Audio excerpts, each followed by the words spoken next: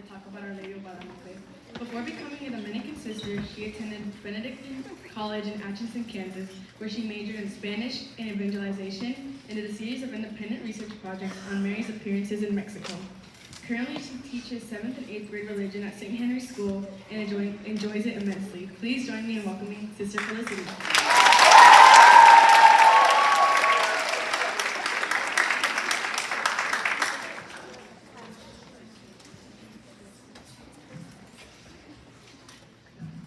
Hello. It's good to be here. I think this is such a great idea to have an early release and just talk about important stuff. And it's a really big honor to talk to you about our mother, Our Lady Guadalupe. But let's take a second and step back. So Rosalind said I was gonna talk about, and you see the title up here, Our Lady Guadalupe. But take a step back and pretend you didn't hear that. And you don't know what we're talking about. And I'm just going to tell you that there's something that we haven't fully understood. There's an object in Mexico City that isn't fully understandable. This thing caused 9 million conversions in 10 years. 9 million people, after this thing happened, wanted to become Christian, wanted to become Catholic. Now, 6.1 million people visit this thing every year. This thing has survived for 492 years in a climate that has not been conducive to it existing. A nitric acid spill, which should have disintegrated it on contact, and a bombing. It was without glass for 116 years, with people touching it over and over again. And other objects of the same material disintegrate after 20 years. And this has existed for 492. The image on it is smooth and uninterrupted, but the fabric it's on has holes in it. So the image continues where the fabric stops. You guessed it. It's the image of Our Lady Guadalupe on the Tilma of Juan Diego. So we're going to talk about two things really. We're going to talk about what happened that this image appeared on Juan Diego's tilma. And then we're going to talk about why it's had such a big impact and kind of the cool science stuff that exists with it. But in order to understand what happened and why it's so amazing that so many people converted when they saw it, we got to understand what was going on at the time. So when are we? Columbus sailed the ocean blue in. 1492. I'm so proud of you. Okay, 1492, Columbus sails the ocean blue, discovers America, and, not the end of the world yet. That's coming later, but fortunately we avoided it. 30 years later, Mexico is conquered by Hernán Cortés. And then the first government from Spain arrives in Mexico. But so Mexico has been conquered. The government sent from Spain doesn't really care about the natives. They're enslaving them, they just want money. And the bishop, Zumarraga, is trying to speak up for the rights of the natives. So the government tries to assassinate the bishop. Okay? So that's on the government side of things, the Spanish settlers side of things. On the Aztec side of things, there's a series of natural events that lead them to believe the world is ending. Why? So if you're Aztec, so you know how sometimes you can believe something is true, and even though it's not true, you still act on it because you think it's true. So the Aztecs practiced a lot of human sacrifice. They thought that they needed to tear out the living hearts of victims to give them to their gods. I know, gross. And if they did that, that would keep the gods alive. The gods are alive, and then the world can keep going. So they practiced a lot of human sacrifice, especially times of more darkness, because they wanted to especially keep the sun god alive. When the Spanish came and conquered, they could no longer practice human sacrifice. And that makes sense because the Spanish are like, this is disgusting and gross, and you're killing people, so stop. So the Spanish put a forceful end to human sacrifice, but the Aztecs are like, we have no way to stop the world from ending.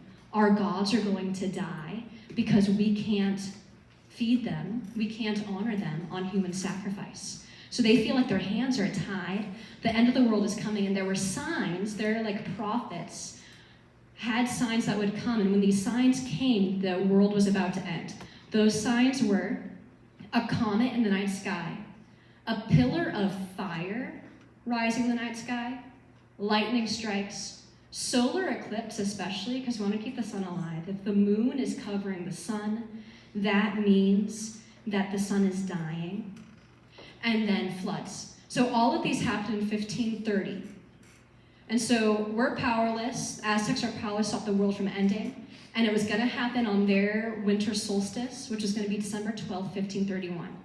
So they're sitting there twiddling their thumbs, waiting for the end of the world. So a cry to heaven exudes on both the Spanish side and the Aztec side. On the Spanish side, the bishop sees himself fighting against the government and saying, if God does not intervene, then Mexico will be destroyed. And then the chief of the Aztecs also cries out to the god they thought was most powerful but also most distant. And this god had several titles. So the chief cries out, where are you, one true God for whom we all live, the creator of people, the Lord of all around us and what is close to us, the Lord of heaven, the Lord of earth. Hold on to those titles, those are important. So there's an intervention from heaven. So when are we? December 9th through 12th, 1531. This fun this year, because this year all the weekdays are going to line up. So what happened on Saturday in 1531, December 9th is Saturday this year. So the feast day of Our Lady Guadalupe is Tuesday. She appeared in the Tilma on Tuesday, December 12th. So that's just going to be kind of fun this year. So Juan Diego is your normal average Juan. Anyway, okay. He's your normal average Juan. He's a commoner, middle-class commoner. The one thing that makes Juan Diego special is that all the Christians he knew personally were not living up to the Christian faith, and yet he heard something that he asked for baptism really early on. So he's a Christian. He would go over to the Capitol twice a week, once on Saturday morning, once on Sunday morning. On Saturday morning to learn about the faith, and on Sunday morning to go to Mass. And he'd have to pass this hill on the way. So Juan Diego, like every Saturday morning, on Saturday, December 9th, he's walking towards church to go learn about the Lord, when all of a sudden he hears such a beautiful bird song that he thinks he has left earth and gone to heaven. That's how beautiful the birds are singing. Take a second and imagine what that might be like. Yeah. And all of a sudden the bird song stops, and he hears the most loving woman's voice he's ever heard saying his name. Dear Juan, dearest Juan Diego.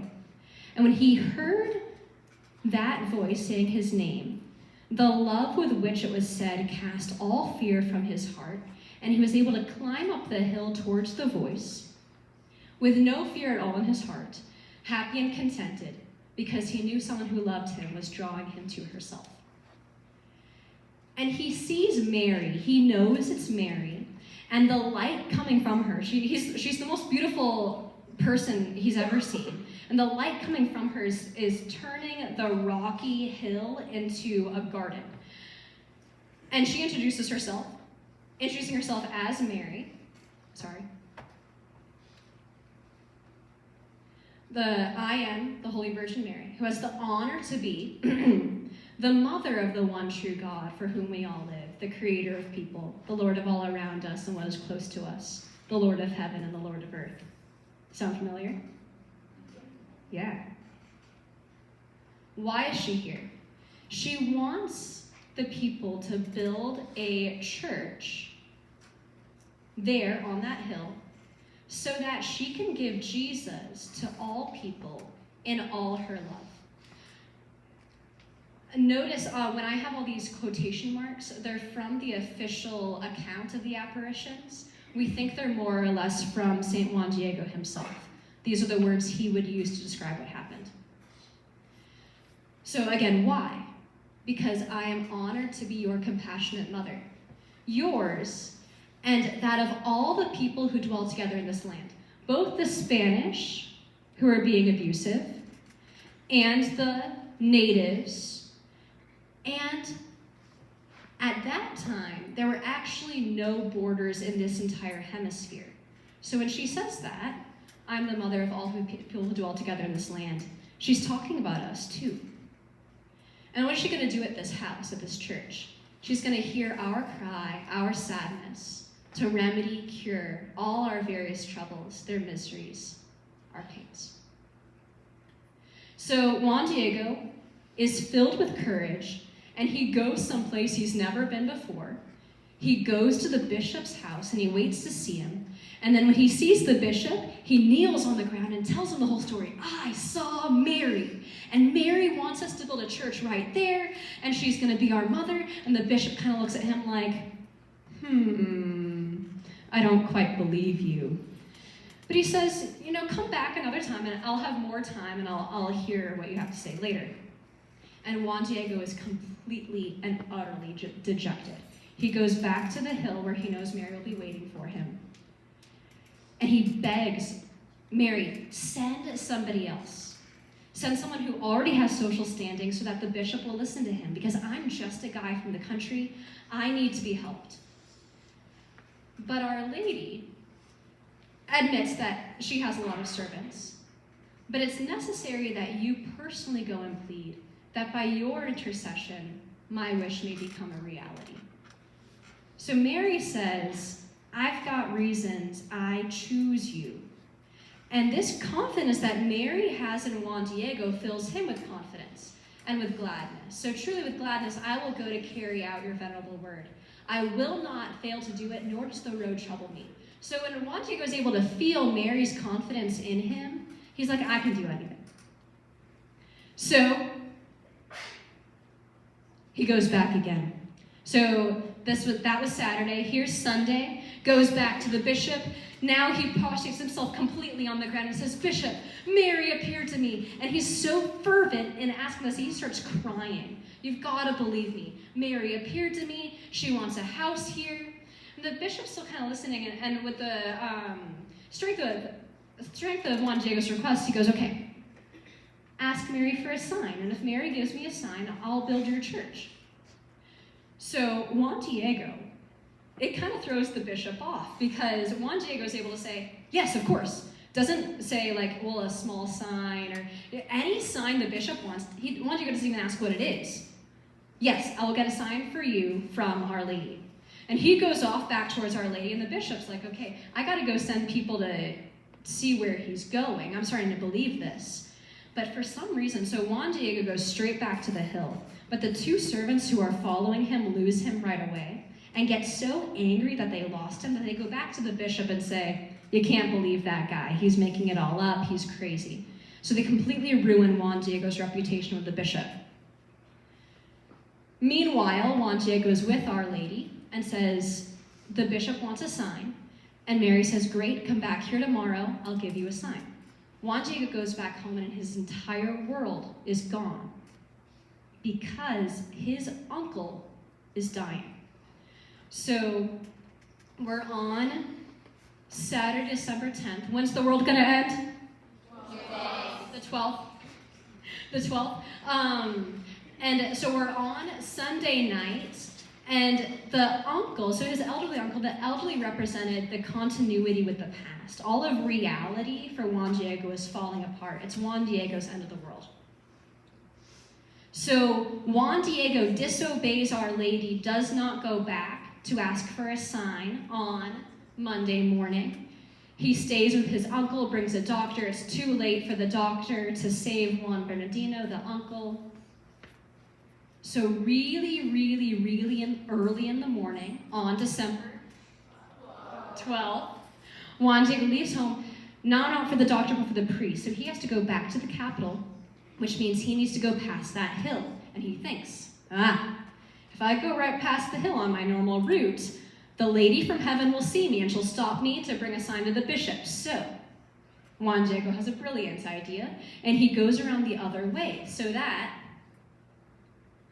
though he thought he made the turn where the one who sees everywhere perfectly would not see him.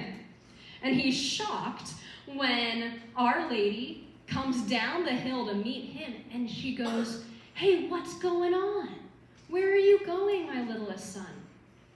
And he says, I know you asked me to come, but my uncle is dying. And this is really, like, death is everything, Juan Diego says to Our Lady. And Our Lady, instead of saying, you disobeyed me, which is kind of, I think, what Juan Diego was afraid of, she says, "Listen, put it in your heart, my youngest son, that what frightened you, what afflicted you is nothing. Do not let it disturb your face, your heart. Do not fear this sickness or any other sickness, nor any sharp or hurtful thing." So Our Lady says to Juan Diego represents all of us, don't be afraid of anything, because it's nothing. Why? Because am I not here? I who have the honor to be your mother. Are you not in my shadow and protection? Am I not the source of your joy? Are you not in the hollow of my mantle and the crossing of my arms? Do you need anything more? In other words, here, Mary is holding him like a baby. He is completely safe in her arms, and he has nothing to fear. So and at that moment, Juan Diego doesn't know it, but Our Lady is healing. Like, Our Lady is appearing in two places at once, talking to Juan Diego and healing Juan Bernardino.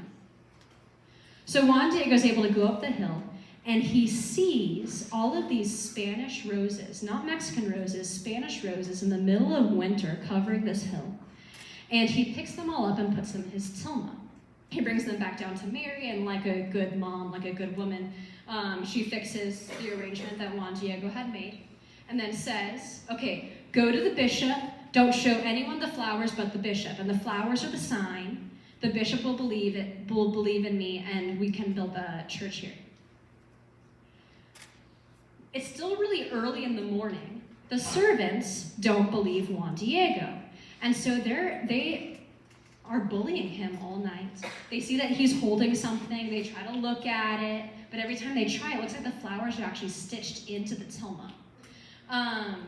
Finally, the bishop hears about this. Wow, he's been waiting all night, and lets Juan Diego come and see him. Juan Diego, again, kneels in front of the bishop, explains the whole story, lets the tilma fall, the roses fall to the ground, and then and there his tilma became the sign, because there suddenly appeared the beloved image of the perfect Virgin St. Mary in the form and figure in which it is now. And that was written in 1570, so this is, but it's still there in the form and figure it is now. And absolutely everyone, the entire city, they trembled when they went to behold her precious image. They came to acknowledge it as something divine. They came to offer her their prayers. They marveled at the miraculous way it had appeared, since they knew absolutely no one on earth had painted her beloved image. So here it is. And we're about to explain why, seeing this, 9 million people wanted to become Christian.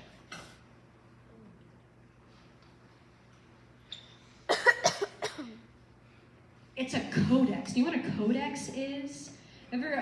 So if you, imagine Egyptian hieroglyphs, right? Instead of drawing letters in order to give visual images, in order to give visual communication, we're gonna draw pictures. The Aztecs were like this. But first talk about tilmas.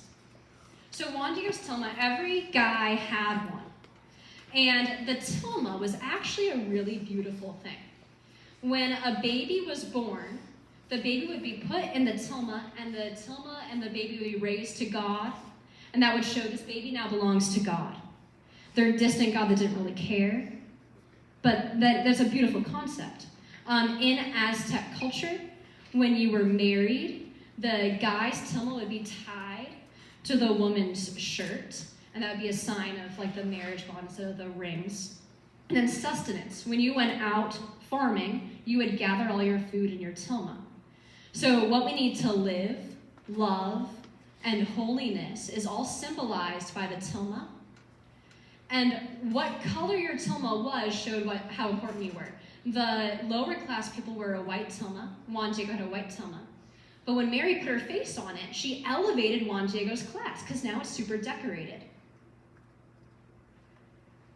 So the Native Americans, when they were able to look at this, it was like a book. It was super clear the message that Our Lady had for them.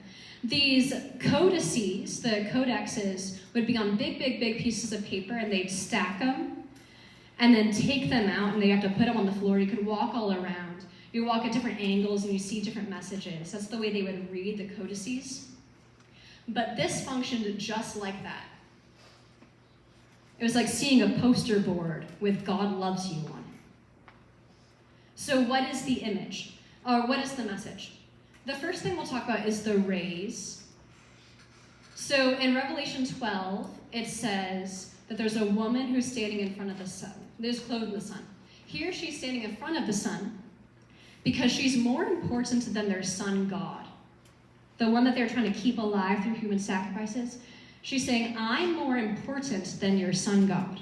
I'm standing in front of it. I'm eclipsing the sun. Then she's standing on top of the moon. There's another God. I'm better than your moon God. And the moon and the sun, the moon and the sun, they thought were in constant conflict, right? At night, who's winning, the moon or the sun? In the day, who's winning, the moon or the sun? In the winter, who's winning, the moon or the sun? So at the time of the winter solstice, that's why they're doing a lot of human sacrifices to keep the sun alive. But Mary says, don't worry about that. I'm bringing the moon, the sun into harmony. No, do not fear the end of the world. Right? I'm bringing a new civilization. The world is ending, but you're not in danger. So she's more important than their sun God. She's more important than the moon God, but she's not God. She has her face down. Aztec gods would look at you like this. They'd look at you straight, and they'd put their hands up. Mary has her hands folded, and she's looking down. It's a sign of respect, a sign of humility. She's not God. Her feet are dancing. And so this is the sign of prayer for the Native Americans. And so it's the most important type of prayer. So Mary, she's more important than their gods, but she's not God, and she's praying to God. So who's their God? Who's her God? Talking a little bit more about who she is. They know by looking at the image that she is unmarried. She's a virgin. Because her hair is down. If you're married, you'd wear your hair in a bun. In the Aztec culture. Everybody, all the women would wear a sash in the Aztec culture. But if you're pregnant, you wear your sash further up, and that's where she's wearing hers. So she's a virgin with child who's greater than the Aztec gods, but she's not God. She's praying to God. Who's she praying to? All of the gold flowers on her dress, they don't follow the folds of her dress. They're two-dimensional. They are existing symbols that mean something to the Aztecs. So this one is the existing sign for that God that was super distant but most powerful. The one for whom one lives, the owner of the near and close, Lord of heaven and the earth. Sound familiar? So that God was supposed to be super distant. But here that God is as the child of this woman. And she, so do you see that's where the ribbon is? That's where the sash is. So this is over her womb. More flowers. This flower exists 9 times in different ways. Remember how I said if there is a codice, you'd walk around it? So in the Aztec culture, the more symbols, the more meanings, the better. So This looks like a hill here and a river. If you wanted a civilization, you were going to start a civilization, as the first two things you'd look for is a hill and a river. What would be the river good for? Food. I could plant by the river. I could get protection from my enemies by the hill. And then the first thing I'd do if I was an Aztec and I'm building a new city, I'd look for hill water, and then I'd build a temple. And if you've seen Aztec temples, they're not like the ones in Egypt. They have the stacks to them. So this is a hill, it's river, and it's a temple. Mary's saying the world is ending, but I'm giving you a new civilization. If you flip this whole thing upside down, it's okay. Okay. Look it upside down. It looks like a heart. Yeah, it looks like a It looks like a heart. Not your cute Valentine's Day heart, but the heart the Aztecs are used to. The heart you see in anatomy class. With arteries. Ugh. But they're used to seeing this, and they have a culture based on it.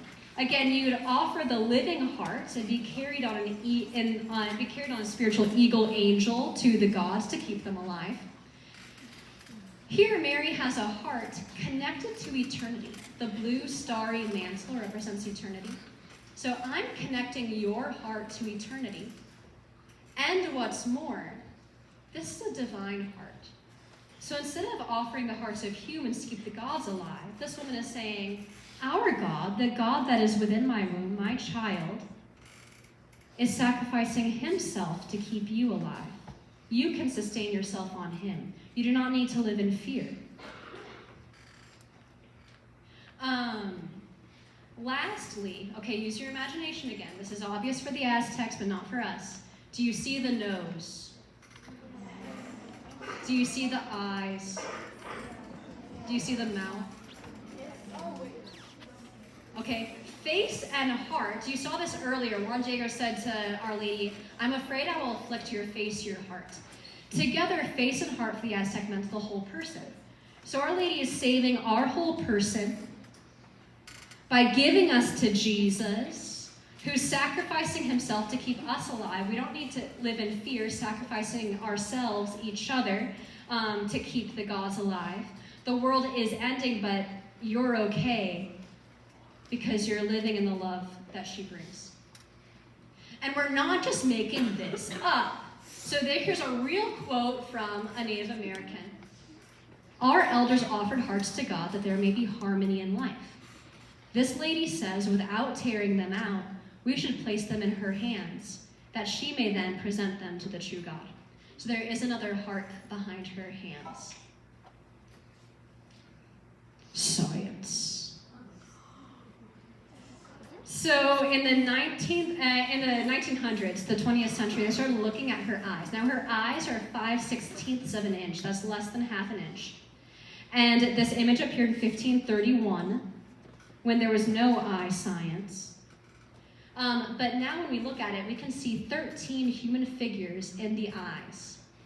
And these figures and the eyes together follow all of the rules of science for eyes, like all the biology stuff. So when you look at something, the first image that you would see if you're just looking at your eye is actually upside down, and then right side up, and then upside down again. And then you'd see it at a slightly different angle with your right eye and your left eye. It's curved in this angle in this way. All of those laws of how humans look at things are followed by Our Lady's eyes, which are 5/16 inch in diameter, in 1531. In 1975, one of these eye specialist doctors was looking at Our Lady's eyes and was tempted to say, hey, Mary, can you shift your gaze a little bit so I can get a look over here? Because what he was looking at seemed so real to him. And he's been looking at a lot of eyes.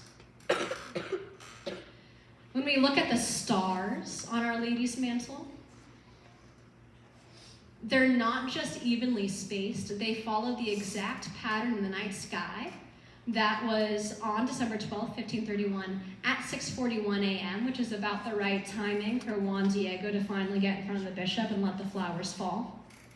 And the constellations, if we complete the image over her clothes, Followed that, her virgin's heart. So the constellation Virgo is over her heart. Leo, the constellation Leo, is over her womb. She's pregnant with a line of the tribe of Judah. And the corona borealis, the crown, is over her forehead. But that's not it. The entire picture is inverted. In other words, we're not seeing this like human beings looking up to heaven. We're seeing this as God looks down at us. The music. So this guy got an idea. Fernando Ojeda, he got an idea. He's like, okay, where there's perfect symmetry, there is music. So I see perfect symmetry here. He puts a musical note on the center of every star and the center of every flower, and then puts a staff over the whole thing. You see the staff, here's the bass clef and the treble clef. And when he did this, it produced, indeed, harmonious music.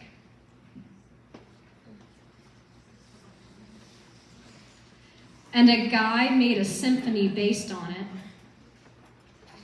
I'll play just a little bit of it.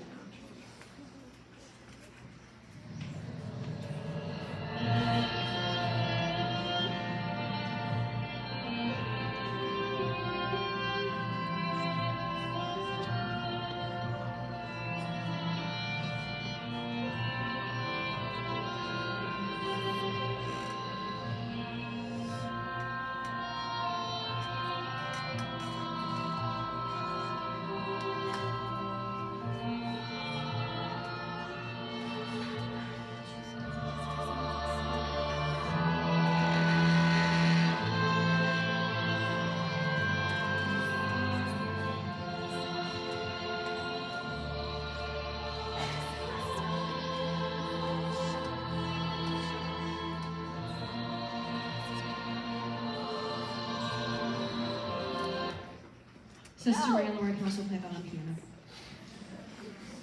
Okay, so what is it like today? I just want to give you a sense, if you haven't ever seen what it's like when there's devotion to Our Lady of Guadalupe. I wanted to show you. I'm not going to say anything. I'm just going to show you a lot of pictures of what devotion to Our Lady of Guadalupe looks like today.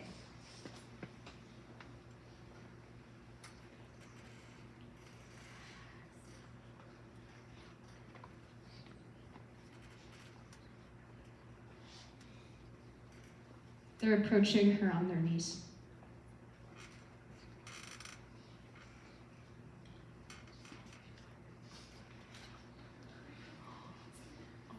So what does this mean? What does it mean? So the church still exists. This is the third version of that church. It's meant to, and it looks kind of weird to us sometimes, but it's meant to be like the tilmas covering the whole thing. I think this is our main message for today. The knowledge that we have a mother who cares, and that she's here to really take care of all of our needs, and she wants us to bring all of our troubles to her, especially our hearts. In this sacred heart, in the sacred house, the church that she brings, she wants to bring Jesus to all people, in the entire hemisphere and also in the whole world. And at the center of the image, if you find the actual geometrical center, that's the jasmine flower, the four-petaled flower. So the center of the image, it's not about Our Lady, it's about Jesus and bringing our hearts to him. Right there. In form of the Thank you so much.